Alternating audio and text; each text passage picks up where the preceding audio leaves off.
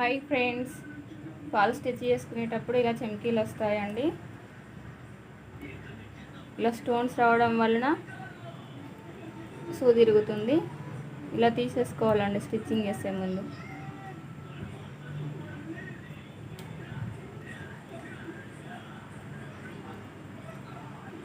ఇలా తీసేసుకోవాలండి. ఇలా లేస్ వచ్చిన సారీస్కి ముడతలు వస్తాయండి, స్టోన్స్ కూడా వస్తాయి. చాలా ముడతలు వస్తుందండి ఇలా లేస్ వచ్చిన సారీస్కి. ఇలా నిదానంగా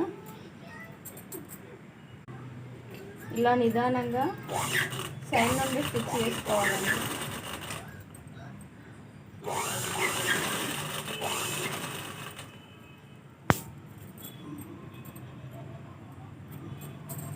ఇలా జరుపుతూ ఉండాలి సారీని.